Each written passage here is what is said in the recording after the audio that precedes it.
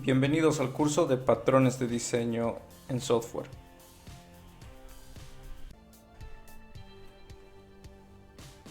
Un patrón es la representación de un comportamiento repetitivo o de una forma de trabajo similar, en el caso de diseño, una forma de trabajo que ya ha funcionado.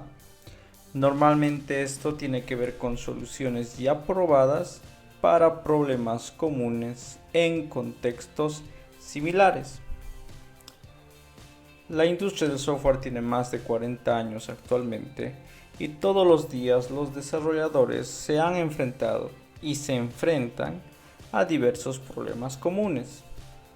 Muchos equipos de desarrollo en el mundo están implementando hoy mismo una página de login, u otros necesitan, por ejemplo, iterar sobre una lista grande de elementos. Tal vez otros equipos están enfrentando mecanismos de seguridad, otros están enfrentando encriptar passwords. Lo cierto es que independientemente del tipo de software que se está construyendo, al momento del detalle, es decir, al momento de la implementación, suele pasar como en cualquier otra industria que cientos de equipos en el mundo están tratando de resolver problemas similares, por supuesto en contextos distintos. Entonces es natural pensar que durante todos estos años la industria, nosotros los desarrolladores, hemos ido identificando soluciones que han funcionado perfectamente y estas soluciones se han documentado y se han escrito bastantes libros, documentos y se han presentado en varias ferias científicas los resultados de la aplicación de estos elementos. Estos elementos o estas formas de trabajo, llamados patrones, se convierten como tales cuando la industria entiende que esa solución aplicada realmente funciona. Podemos hacer una analogía. En la construcción civil, para soportar un segundo piso, normalmente hay dos patrones. Algunos llaman muro portante, que son muros gruesos que tienen concreto y ladrillo, que soporta un segundo piso. Y hay otra solución que es el de hacer muros y columnas de concreto que soporten el segundo piso. En ambos casos son dos soluciones probadas.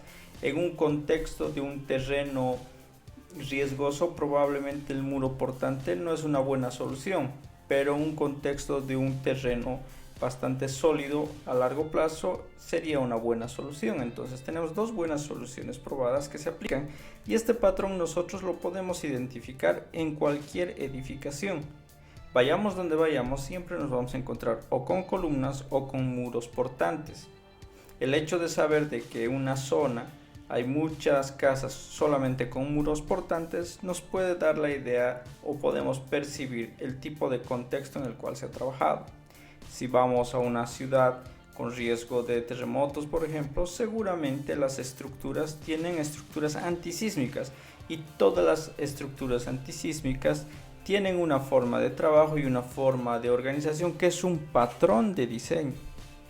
De la misma manera, como decíamos al principio, cada equipo de desarrollo enfrenta un nuevo requerimiento o un problema a resolver.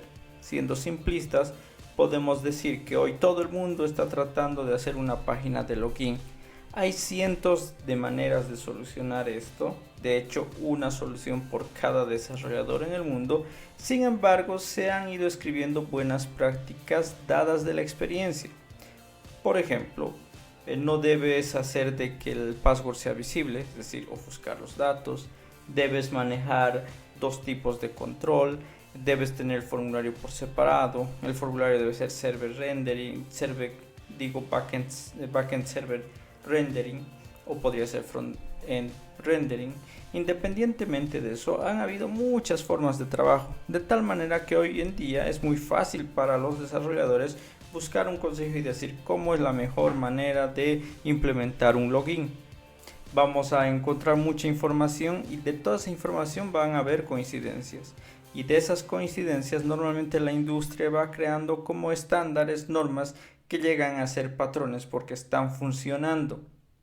Volviendo a la analogía de la construcción civil, si vives en un terreno o una zona, mejor dicho, que es muy lluviosa, probablemente te van a recomendar un cierto tipo de techo con una teja bastante resistente y una estructura metálica interior. No te van a recomendar un techo de paja.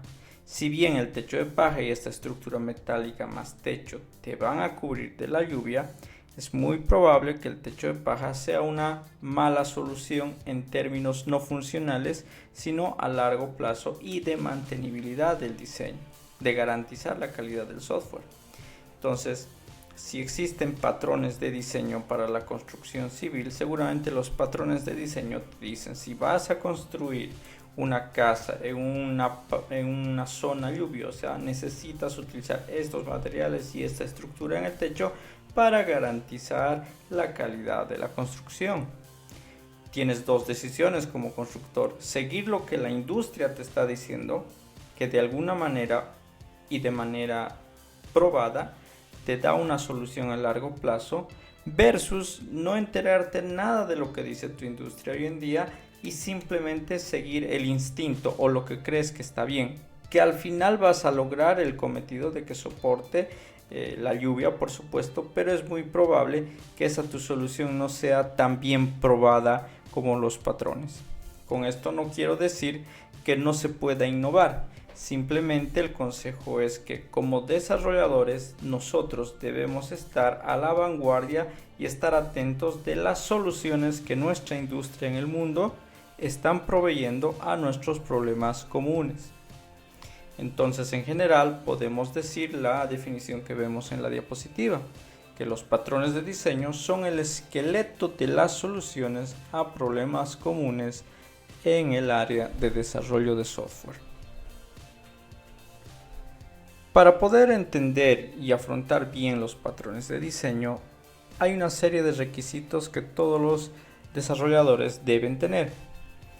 Bases de la programación orientada a objetos, como son la abstracción, encapsulamiento, polimorfismo, herencia, los principios de diseño respecto a encapsular comportamiento dinámico, favorecer a la composición sobre herencia, programar interfaces no implementaciones.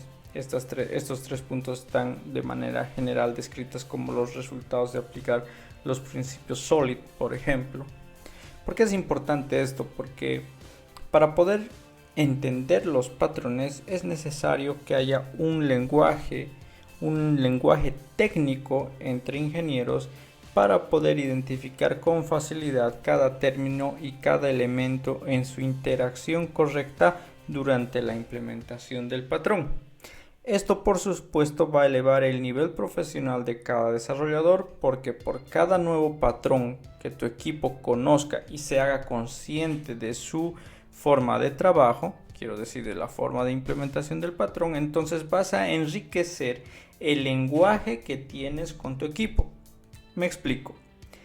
Uno de los patrones que veremos adelante es el patrón iterador, que trata de resolver el problema de iterar por una serie de elementos sin tener que revisar la estructura o composición interna del elemento. ¿De acuerdo? Entonces, imagina que tienes ese problema o tienes esa necesidad de iterar una lista sin exponer el contenido, sin exponer la estructura en tu proyecto de software. Entonces, imagina una reunión técnica donde estás explicando a todos el problema. Miren, tenemos el problema que queremos iterar sobre esta lista, y esta lista tiene esta estructura de datos, la cual no quiere ser visible, etcétera, etcétera. He gastado un montón de palabras en explicarle a mi equipo un problema común. Si el equipo estuviera consciente y están al tanto de una lista de patrones de diseño básicos, esto se podría resumir de la siguiente manera. Me presento frente a la reunión y les digo que estamos tratando de resolver el problema del patrón iterador. Estas pocas palabras deberían ser suficientes para que cada individuo dentro del equipo de trabajo imagine todo el problema que involucra el patrón iterador, es decir, encapsular la estructura de los datos mediante la iteración de los elementos. ¿De acuerdo? Entonces, como pueden ver, este lenguaje técnico no solamente hace más productiva una reunión de diseño, sino también enriquece el lenguaje profesional que te permite pensar en un nuevo nivel de solucionar problemas. Tu cerebro no tiene que estar identificando cada vez los mismos problemas, es decir, explicándose a sí mismo cada vez los mismos problemas, sino que ya va a tener una palabra o una estructura ya previamente definida, de tal manera que te da espacio para concentrarte en mayores detalles del problema en el contexto en el que estás trabajando y evitar volver a razonar sobre problemas que probablemente ya están bien resueltos y probados por la comunidad.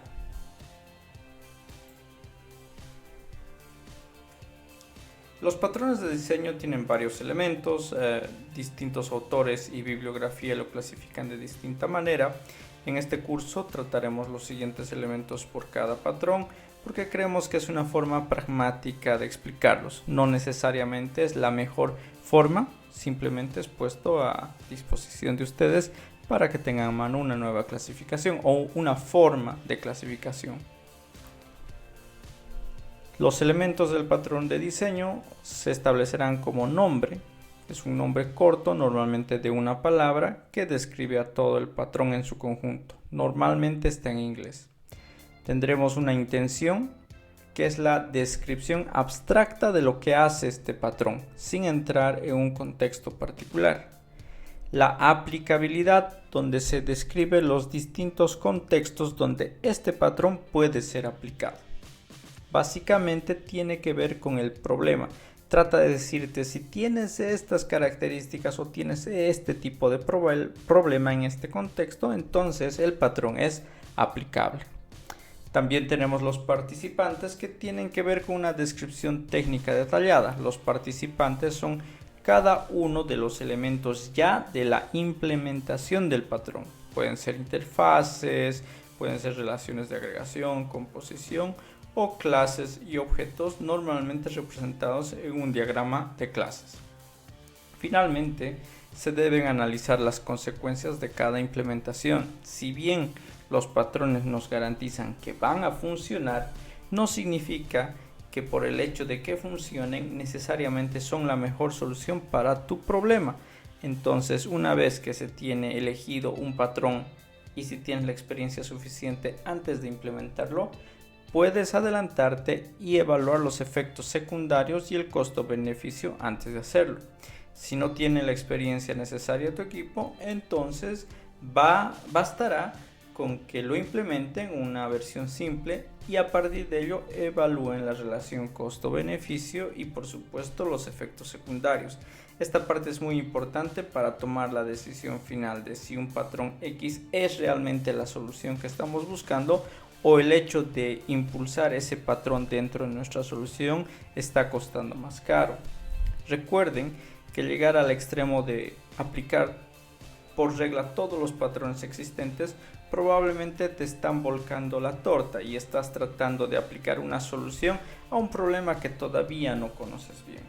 Como en cualquier proceso de diseño, la regla fundamental es primero conocer y entender bien el problema y después recién tomar una decisión basado normalmente en una corta implementación que podría ser la prueba de concepto.